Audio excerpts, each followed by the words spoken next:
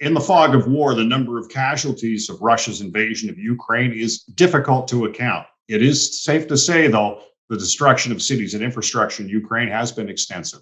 Targeting of hospitals and schools by Russian troops have come with the cry of war crimes, and the town of Bucha is ground zero for mass graves of Ukrainian civilians. Is Russia committing genocide in Ukraine? Hello and welcome to Unpublished TV. I'm Ed Hand. 7 weeks and counting since Russia invaded Ukraine, all in the name of denazifying the country. Just over a year ago, Russian troops and equipment began to amass along the border with Ukraine, all in the name of training. Since Russian troops crossed into Ukraine, they have been met with fierce resistance. NATO and European countries have been outraged by the invasion and attack, but NATO has not enforced a no-fly zone over Ukraine for concern of broadening the conflict. Our Unpublished.vote question asked you, does Russia's war on Ukraine amount to genocide? Yes, no, or unsure. And according to our votes, 2/3 feel that is the case. However, you're watching and listening to our show, whether through our social media channels on Facebook, Twitter, and YouTube, or podcast channels, iTunes, Google Play, Spotify, iHeartRadio, and more. I'd like to remind you, you can still cast your vote on this topic at Unpublished.vote, and then email your MP to tell them why. Joining us to discuss the question and the latest in the war, John Packer, Professor of International Conflict Resolution at the University of Ottawa's Human Rights Research and Education Centre. Yves Engler is a writer with Canadian Dimension. Elliot Tepper is a senior fellow with the Norman Paterson School of International Affairs at Carleton University. And Radoslav Dimitrov is an associate professor in the Department of Political Science at Western University. And we'll start off with you, John. Who and what determines whether this is genocide? Well, basically, states determine it if we're speaking about the responsibility of a state. So there's a basic distinction we need to make right off the bat. Are we talking about an individual human being, you or me, who might be accused of committing genocide? And that has to be determined normally by a court of law. Because we're all human beings and we all have our human right to be presumed innocent, to a right to be tried before an independent, impartial judiciary, and so forth. So it's hard, we can allege and accuse, and we do all the time. We say so-and-so is, President Putin is committing genocide, but actually he would have to be tried. But as for a state, that's actually not the case. It's not possible to try a state, prosecute a state. That's not what happens. And states actually technically don't commit crimes. The issue is whether the state is responsible in international law. And here we have 152 states parties to the Genocide Convention, 1948. And Russia and Ukraine are both parties to it. And it's other states that make that determination. It may or may not come before a court of law, depending on whether states have agreed. For example, Article 9 of the Genocide Convention. But irrespective of it coming before a court of law, all states are actually supposed to make that assessment. And you might have noticed that some states have done that with regard to other genocides. Yves, you call this a proxy war. How do you see it that way? Well, first of all, the war didn't start on February 24th when Russia invaded in obvious contravention of international law. There had been a war for 8 years, which flowed out of a U.S.-Canada-backed overthrow of an elected president, where the Canadian embassy in Kyiv was actually used as a safe haven by opposition protesters for more than a week in the culmination of the protests that ousted Viktor Yanukovych. That's a violation of international law in terms of Canada violating Ukrainian sovereignty. And Canada then went to building up a Ukrainian military that was fighting a war in the east of the country that left about 14,000 people dead before Russia's invasion.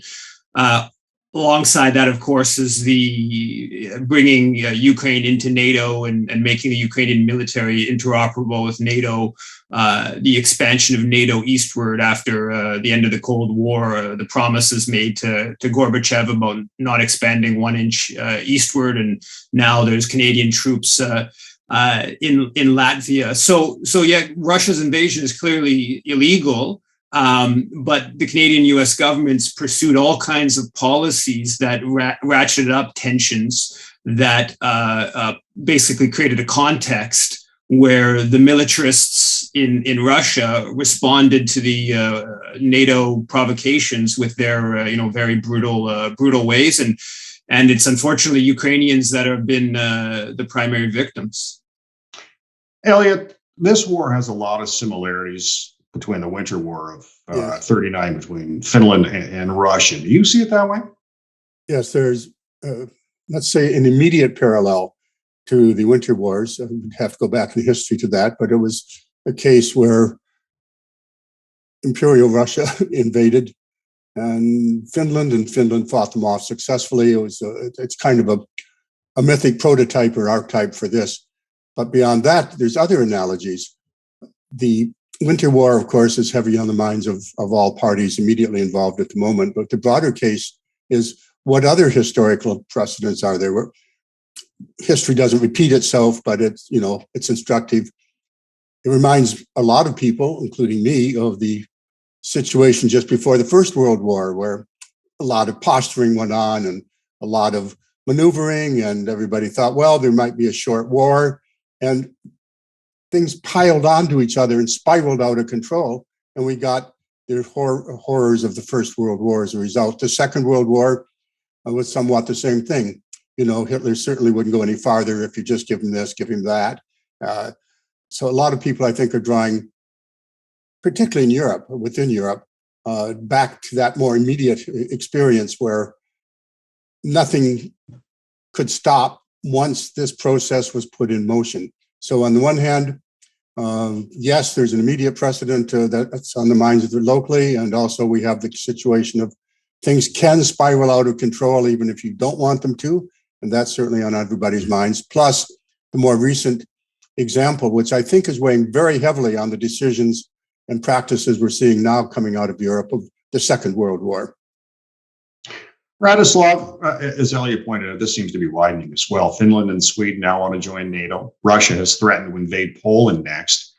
And by doing that, if, at this point we can't tell, he's invaded Ukraine, and you could do that as well. Would that not lead to NATO getting involved in this? I think it is very likely. I think that many analysts were surprised by the relatively moderated response by NATO and the West in general to the invasion of Ukraine. And I think that everybody's watching extremely closely to see whether Ukraine is just the first step to something else. And I think that the slightest maneuver in another direction by Russia that is also aggressive against another country will provoke a much, much stronger NATO reaction. I think that Finland's move makes perfect sense.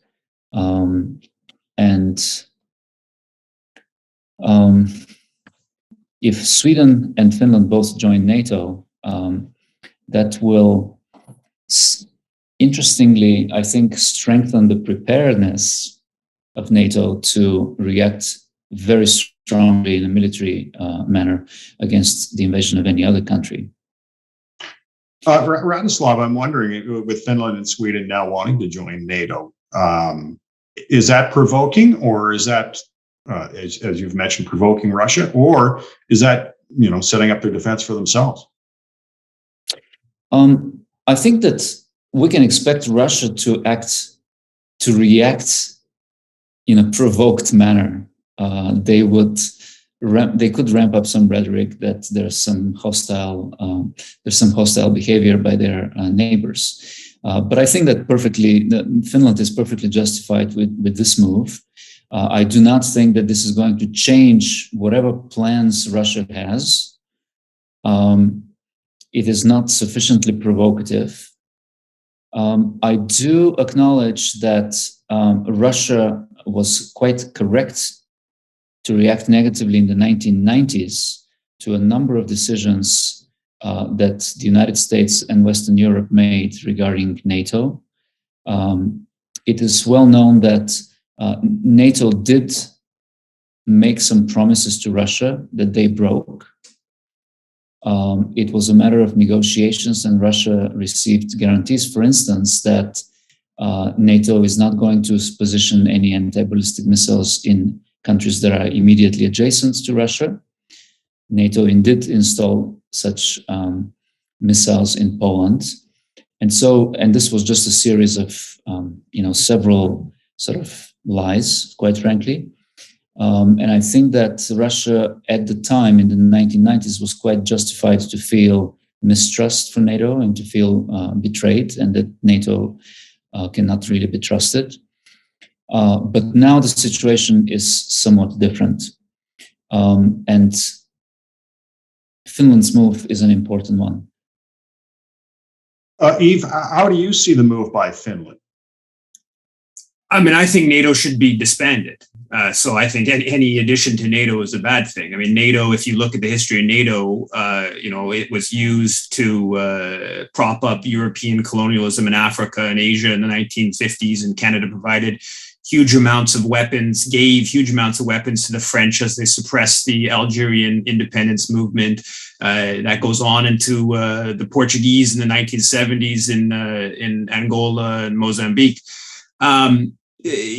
NATO is the preeminent aggressive military entity in the world. Bombing of Libya in 2011, former Yugoslavia in the late 1999, Afghanistan, on and on and on. And I think that it's a real I would say kind of odd to say that NATO's at war in Ukraine today. Let's be clear, right? The Americans are boasting about killing Russian generals. We have a Canadian general four-star general who apparently left the Canadian military on April 5th, and then he's in the Ukraine. We have hundreds of former Canadian soldiers in the Ukraine. We have Canada boasting about training 33,000 Ukrainian forces fighting. We have front page of the Globe and Mail today about Canadian weapons blowing up Russian tanks. This is, in Canada, the US's case, we're talking about, 7,000 kilometers away.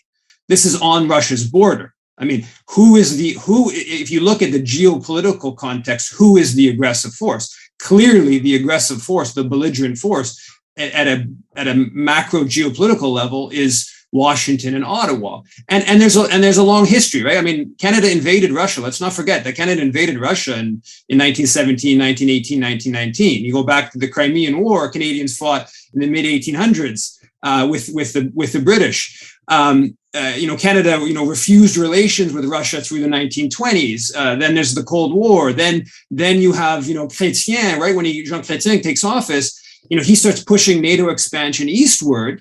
And you read the articles from that time in the Globe and Mail and major newspapers, they're clear that the Russians view this as a threat.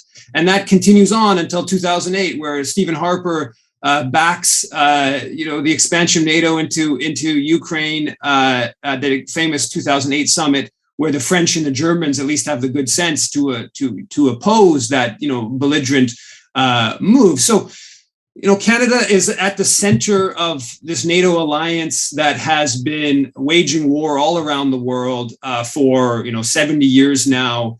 And no, I don't think Finland joining NATO. Yeah, Finland joining NATO will be good for the U.S. military-industrial complex, which Canadian firms are tied into. Is it good for humanity? Definitely not. John, Turkey is in a very unique position as a mediator with its economic dependence on Russia and signing military agreements with Ukraine, as well as a member of NATO. How are they walking that tightrope? It's a tightrope they have to obviously navigate very carefully or walk very carefully. But if you allow me just to react there to Yves, sorry, because he got close to at the end just saying, look, it's a game. He doesn't like capitalism. But let's look at the world in very simple terms. And Antonio Guterres, the Secretary General of the United Nations, made it very clear. And Foreign Minister of Russia, Lavrov, had to absolutely agree. There are some pretty stark facts here. There are no NATO troops in Russia on Russian soil, and the opposite is true. And if we're going to start talking about the British press, the British press is reporting about on the ground. Yves, I sat listening to you through all of that.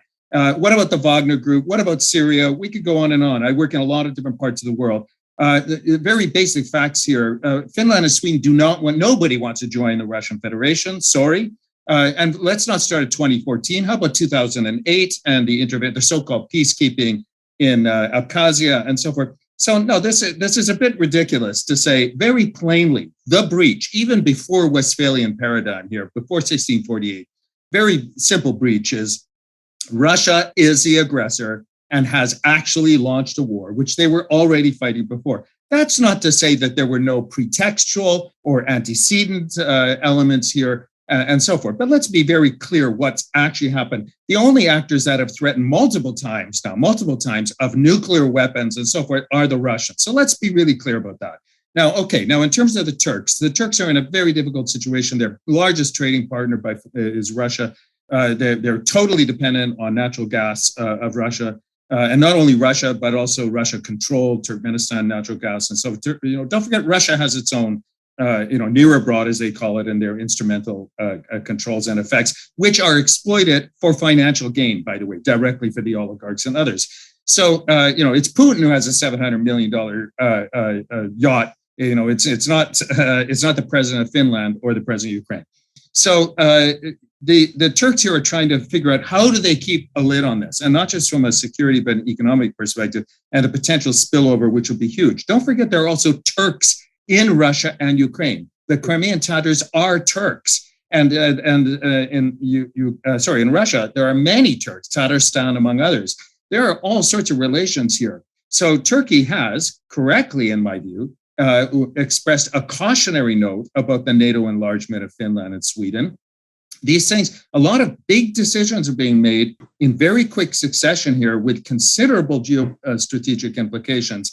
And there have been elements that are, this did not come out of nowhere or overnight. There are issues about conduct in the Donbass and so forth. And so, calming it down, taking things a little bit more carefully, I think the Turks are actually not without a measured basis of policy here. Like, they're trying to actually bring parties together and actually take some of the heat out of the conflict and bring it down, because this is right now escalating. The whole thing is escalating, and the risk of escalation is enormous. And when I say enormous, it is not an exaggeration to talk about thermonuclear war. Elliot, let's talk about, well, we're still talking about NATO, but Sweden and Finland wanting it, and that's a seismic change for them, because they wanted to be neutral for so long. 200 years for Sweden. The new Europe is emerging in front of us, and this war and Mr. Putin is the father of a new Europe. In a way, it's a rejuvenation of going back. The new Europe that we see emerging is at this moment because of Finland and Sweden joining after long. Central to their identity in the world has been their neutrality, and now they're joining. But that's just one component of a much broader process. NATO's processes themselves internally are going to be re-examined so that it's not merely reactive. The decoupling of Russia from both the financial and the trading arrangements of the world, that's going to continue. Right now, the big debate inside the EU is whether they can, in fact, get off oil and gas altogether, boycott the only major source of income that Russia has. So there's going to be a reorganization of the organizations themselves that were put in place to keep the peace, that failed to do so in this case. There's a lot of major rethinking going on. Radoslav, do you expect or suspect that this conflict is going to broaden across other borders? At this point, I would be surprised if it happens. I doubt that Russia would be so unwise to go beyond the current operations in Ukraine. I would be truly surprised.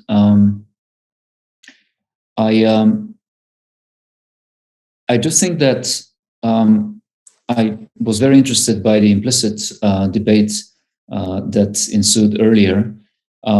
I do think that we have to have a more balanced perspective on what is happening. On the one hand, it is very clear that Russia's aggression is unjustified. This is a very clear-cut aggression against a sovereign country.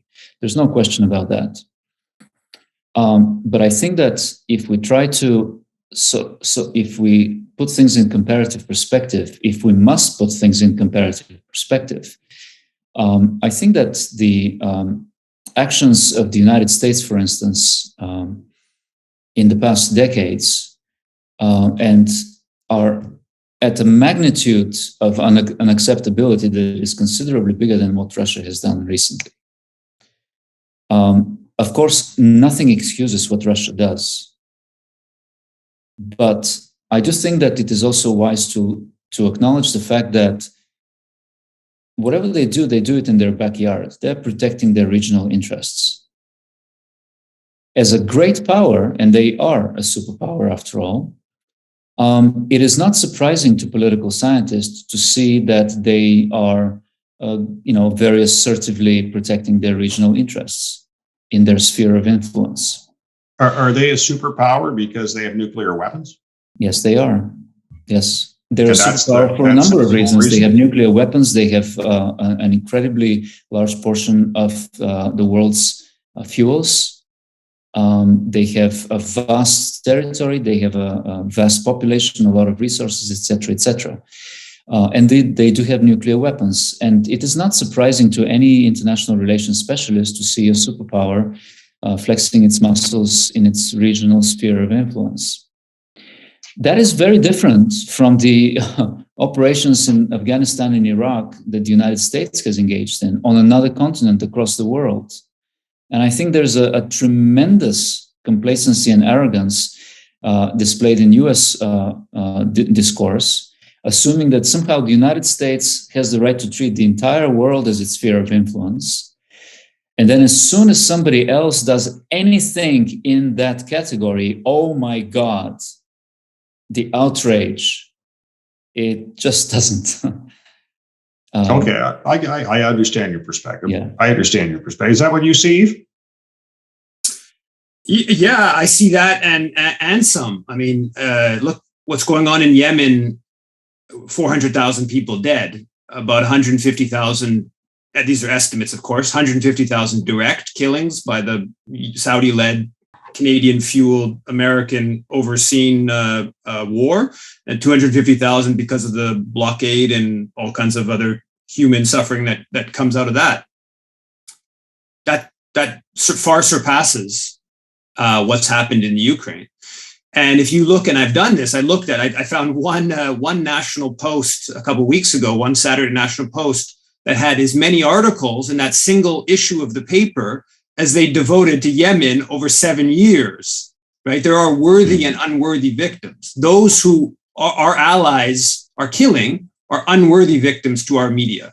The worthy victims are those who are being killed by our, enemies, be that in this case Russia, sometimes China, sometimes Iran, whoever is in the crosshairs of Washington.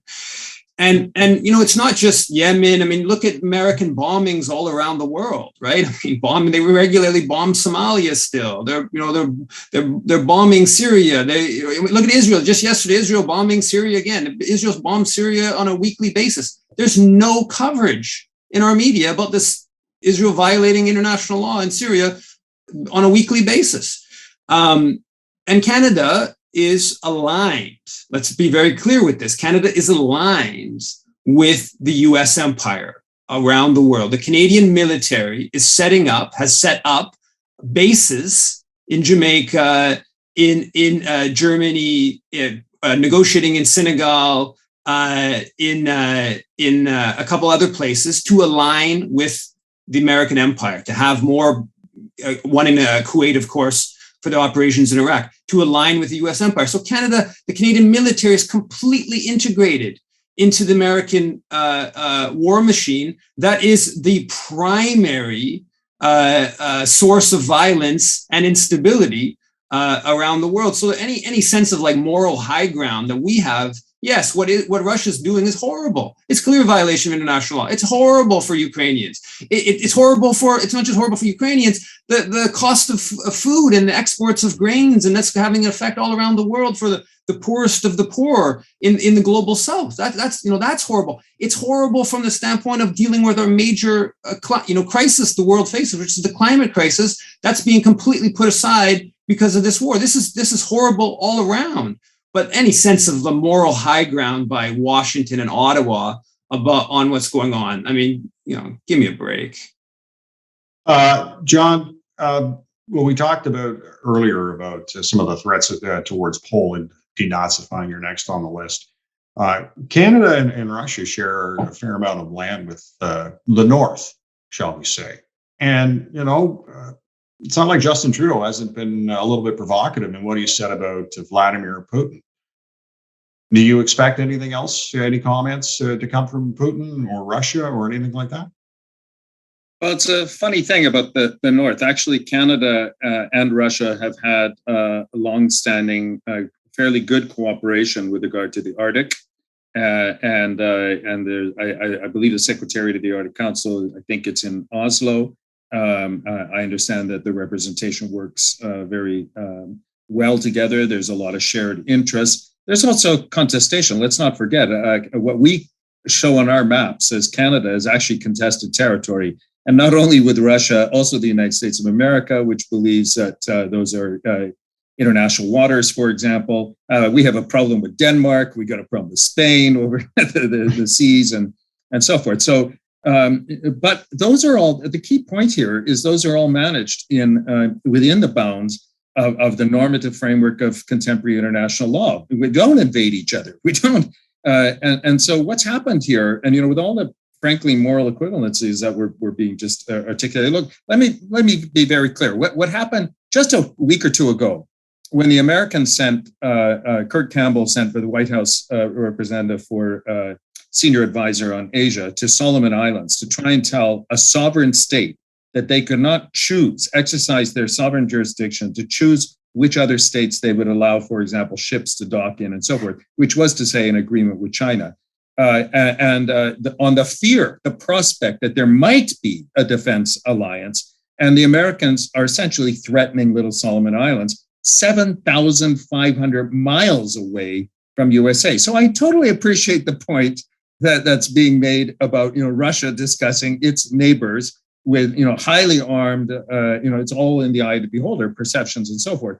But again, to the moral equivalence, as bad as I was legal advisor to the UN Special Envoy in Yemen for 2 years, for example. I can tell you quite a lot about the situation in Yemen and the role of the Americans and the Brits who have armed the Saudis to the teeth, who have spent billions and billions of dollars dropping bombs on absolutely innocent persons and widespread breaches of international law, humanitarian law, and so forth.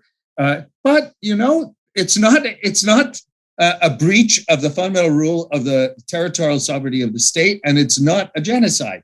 And these are kind of cornerstones of the contemporary period. 1945, 1948, we drew a couple lines in the sand. And Elliot was referring to this. And what was the consensus at the end of the Second World War? And this was worked out in places like Yalta and elsewhere. And they said, you know what? There's a few hard lines here.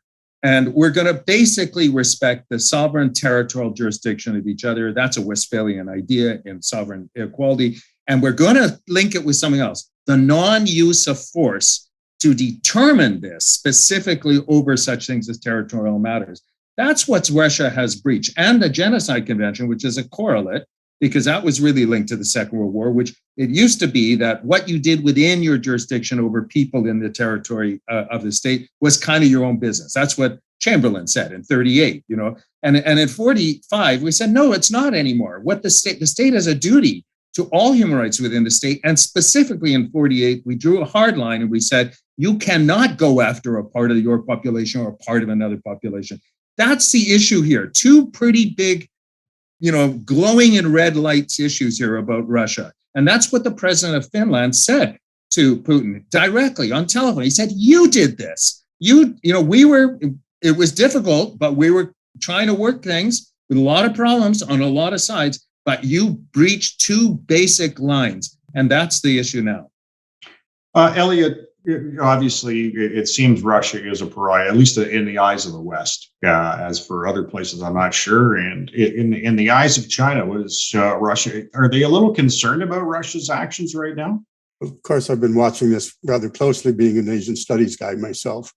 The Chinese undoubtedly are watching what's happening and the reaction to it. You and I have discussed this over a long period of time.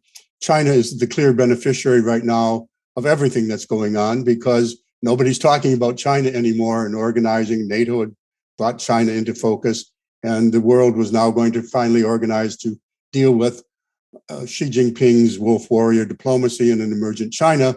And suddenly we're back talking about what? A land war in Europe, an aggressive power invading a neighbor. So they clearly, by diversion alone, are beneficiaries, but the beneficiary of this. And also they win if Mr. Putin succeeded in his original plans to change the geostrategic situation in Europe. Then this alliance without end, without borders that exists between China and Russia, they declared this on February 4th. That would be a weakening of the West and all the forces that might be in existence to oppose China. But if Russia loses, then China basically has a vassal state with enormous resources dependent on Russia. So they are doing well. I've been watching Japan. So Japan is watching China watch Russia, so, which is makes perfect sense from their view. The Japanese, and this is what I talked about in the New Europe, it's not just a New Europe. The Japanese and the Germans are both basically abandoning their post-Second World War peace constitutions. They are rearming. Germany's U-turn on this has been as almost astonishing as Finland and Sweden, and their change of behavior as a result of the invasion. So this invasion is reshaping geopolitics in a variety of ways. Taiwan is being very closely watched by everybody, and certainly the Taiwanese are watching. What lessons the Chinese are learning is that if you brandish nuclear weapons, you can do anything, or you can be made a pariah state within 8 days. It would take a little longer for China, and it's harder to decouple China from the world than it is Russia. But there's a lot of concern, I suspect, inside China as to how this is going to come out and what role they're going to play. And certainly, again, Japan and South Korea and Taiwan, democracies, are watching this as well. Radoslav, there's, nobody wants this war to continue. An off-ramp needs to happen somewhere. How do you see an off-ramp for Vladimir Putin in this? Can you repeat the question, please? I couldn't hear you properly. I'm sorry about that. How do you see an off-ramp being offered to Vladimir Putin to put an end to this?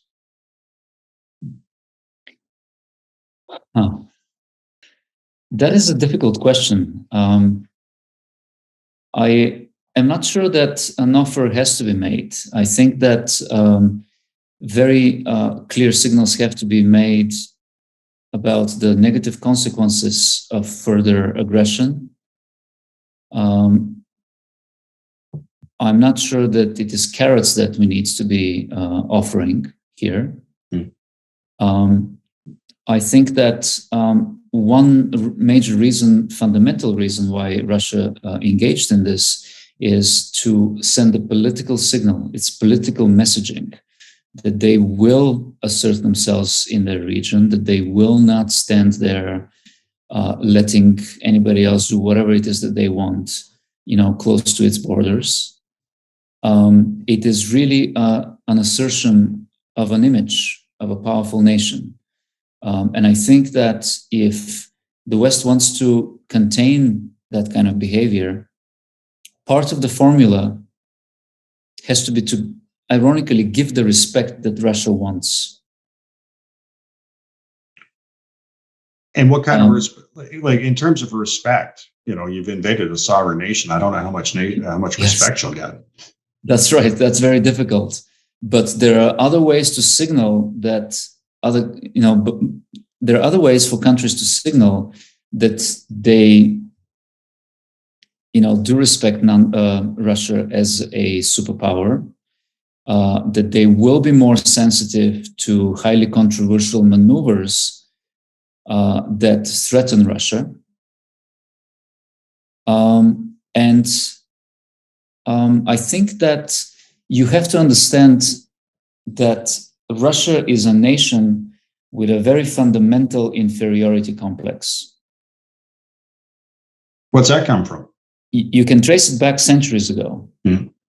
You know, they emulated the French court. They introduced French as the official language of the Russian court or aristocracy.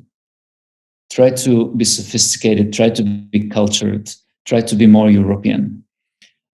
It is a fundamental inferiority complex. And the way to treat a person, an individual like that, as well as a nation, is to soothe their ego a little bit, to help them have some more self-esteem that is going to tone out that kind of behavior that goes into extremes sometimes. And so I think that, again, my opinion is that Russia's actions are not justified. They are unprovoked aggression. There's no excuse for that. But I think that in the long term, if the world wants peace with Russia, they have to give them a healthy measure of respect that will sort of boost their ego a little bit, satisfy, you know, that desperate need for attention and respect. Well, a very exciting discussion here on Unpublished TV. I want to thank our guests today. John Packer, Professor, International Conflict Resolution with the University of Ottawa's Human Rights Research and Education Center. Yves Engler, he's a writer with Canadian Dimension. Elliot Tepper is a senior fellow with the Norman Paterson School of International Affairs at Carleton University. And Radoslav Dimitrov, Associate Professor, Department of Political Science at Western University. Coming up on the next Unpublished Cafe, we'll take a look at the latest with the Ontario election. Thanks for watching Unpublished TV. Stay safe. I'm Ed Hand.